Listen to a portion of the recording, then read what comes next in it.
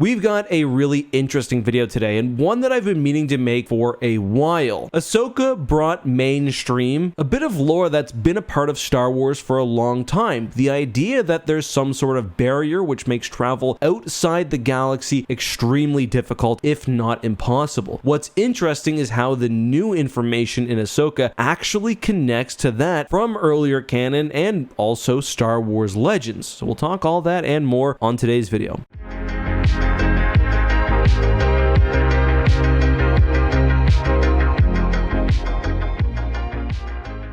Hey guys, this is Justin. Hello and welcome to another video. We've got a fun one today. If you missed out on yesterday's upload, I took some time and went back, covered some of your #AskX questions I didn't previously get a chance to. By the way, if you ever have a question that you want me to answer, especially during slowed periods, leave it down in the comments with that #AskX. I can't promise I'll get to it, but I will see it. Anyway, today's video is actually based on a question from Trevor6742. He says, can you please remake your video on the hyperspace barrier around the galaxy? With Ahsoka tackling the problem of the barrier, I'm interested in your ideas about extragalactic travel now. Thanks and congratulations on 1 million. Not trying to flex, but I've been subscribed since 100K. So thank you for that, Trevor. By the way, if you're a long-time viewer, let me know how long have you been watching? What was the first video you remember? I'm kind of curious if anyone was here for the old intro. But in both Star Wars Legends and canon, as I've mentioned in prior videos, there is the idea of a hyperspace barrier which makes travel outside the galaxy difficult, if not impossible, as I mentioned. But it's a little bit more than that, and we're going to discuss not just what the barrier is and what it prevents, but also why it exists. Now, I don't want to just remake past videos because I do think the ones I've made in the past have been pretty good. However, there isn't a uniformity in Legends and canon, so I do want to break this video up slightly, and we will start with probably the best authority on this subject, a Legends work, The Essential Atlas. By the way, this is a book I highly recommend. There's so much fun lore in here, not just about sections of the galaxy, but also individual planets. Anyway, regarding the hyperspace barriers, the book says, and I quote, a tangle of hyperspace anomalies west of the deep core essentially stitched the galaxy in half. Theorists could not pin the singularity's existence on any real space phenomena, but most agreed that the tangled braid formed the midline of the galactic barrier that enveloped the galaxy in a shell of hyperspace turbulence. Hypotheses regarding its creation have speculated on natural origins, hyperspatial gravitic ripples, and the remnants of ancient conflicts, a purported barricade between the Celestials and the upstart Rakata. Despite its reputation as the hyperspace equivalent of a jagged-edged reef, the anomaly line was demonstrably permeable. Spacers swapped tales of hyperdrive mishaps and ancient alien trails that were rumored to grant access to the heart of this terra incognita. The book continues to discuss the outbound flight, where a crew of Jedi were meant to use the Force to actually break through the barrier, as well as the existence of secret routes known by those like Thrawn and Palpatine, which could allow penetration into the unknown region. Now, if you're listening to all that and you're a little confused, it's probably because discussion of the hyperspace barrier often conflates two similar but distinct ideas. One, that there's turbulent hyperspace to the west of the galactic core, which makes travel in the unknown regions difficult, and two, that there's some sort of barrier around the galaxy. Jason Fry, the author of The Essential Atlas, actually would have broken this down in content which was eventually cut from The Essential Guide to Warfare, but which was posted on StarWars.com, and I believe canon to the Legends continuity. In the cut content, a Dr. Bowen says, and I quote, the Western anomalies are a remnant of the construction of the circumferential hyperspace barrier, or the bubble as I like to call it, since evidence indicates it extends above and below the galactic disk as well. So what he's saying is that there is both the Western anomalies and the bubble, so described because it completely encircles the galaxy. He goes on to speculate that the bubble and the anomalies itself may not be naturally formed. Imagine that our galaxy is a child's top, and what we call the circumferential barrier is a collection of countless whirls and eddies spinning around it too quickly to safely traverse at faster than light speeds. I believe the Celestials spun up that barrier barrier by tapping the energies of the galactic center. The western barrier essentially is what's left of the string. It once extended across the entire galaxy, dividing it in two, but it is now decaying and gradually retreating towards the core. So essentially, you can think of the turbulence as almost the decaying umbilical which formed the bubble. Why did the Celestials do this? Well, we're not really sure. But the article certainly goes out of its way to represent the idea that the Celestials could represent an almost Lovecraftian-like enemy, one powerful beyond comprehension and similarly which could operate beyond understanding. There's even a line about civilizations which had contact with Celestials leaving disturbing art known as Ophidian grotesques, which are described as tentacle, vine, or serpent-like. Anyway, as the Celestials disappeared, control of the galaxy moved to their most powerful client-slave race, the Rakata, who themselves later fell after the failure of their force-based technology. The article ends with this final quote: "When our ancestors were still howling primates, our galaxy was ruled by a species that could create, reconfigure, or destroy star systems according to some unimaginable whim. At some point more than 30,000 years ago, the Celestials' dominion vanished, yet there's no record that they were ever conquered. We don't ever know what they looked like. We never saw the body. They simply disappeared. Considering what they could do eons ago, gentlemen, ask yourself this: what if they return?" So a little bit of background there. The ultimate why of the barrier is not answered. Either the Celestials were trying to keep something out or something in. We do know that the barrier was not absolute. The Yuuzhan Vong, for example, were able to access the galaxy through a spot known as Vector Prime. The Jedi may have been able to pierce both the hyperspace anomalies in the unknown region and the ultimate barrier through the use of the Force. But how does this tie in to Star Wars canon and Ahsoka? Well, we need to talk about the Celestials, and this is where things get interesting. Well, one of the ways. The Celestials in Star Wars Legends were not only a hyper-advanced race capable of stellar manipulation and other incredible feats, but were also the race to which the Ones belong. And this is a lot of what Fate of the Jedi was about. The idea of the Celestials existed in Star Wars Legends before the Clone Wars. Centerpoint Station, for example, was a celestial creation. It was capable of rearranging star systems, but then Fate of the Jedi came and introduced the idea of the Ones and made them Celestials as well. This makes things more interesting because it makes the Celestials as a race more connected to the Force itself, but it also does muddy the waters a little bit. Like the Ones as they exist in the Clone Wars, it's not clear whether it's a metaphorical experience Anakin is going through or whether he's literally on a planet in wild space meeting avatars of the Force. And you know, both can be true, or at least to a degree. It could be that Anakin was experiencing a spirit trip, but that the Ones or the Celestials do exist in some form as well. However, this also brings us directly into contact with Abeloth. I'm not going to cover what or who Abeloth is. I've done so in many videos in the past. Essentially, though, she's like a Force demigod, another Lovecraftian-like entity, and the Celestials would do something kind of similar to a hyperspace anomaly when it came to dealing with Abeloth, who was once almost an adopted member of their family. They would lock her within a bubble of black holes within the Maw cluster. She would escape, havoc would ensue, you know the rest. Or if you haven't, you can watch my video. But how does this tie into Star Wars canon? Well, I find it very interesting that a lot of the lore has almost been directly translated from Legends to canon. For one, there's the idea of hyperspace travel in the unknown regions being very, very difficult, but not impossible. We see the Chiss using Skywalkers, not unlike, by the way, how the Rakatan hyperdrive worked through the power of the Force. And also there's the idea that you can, through brute effort, also manually map things, although it might not exist that way forever. We get some of that in Aftermath, some of the Thrawn content covers that, but really that's not surprising because the unknown regions is a big part of the galaxy. You need a reason why it's, well, unknown, why it is that outback, why you can hide things there whenever you need to. What I actually find more interesting is the revelations from Ahsoka about the hyperspace barrier and traveling outside the galaxy. First, there is no explicit mention of a barrier, but there's clearly something going on. You can only leave the galaxy, at least to this other galaxy, the one that's yet unnamed, from which the Dathomiri come, through the pathway to Peridia.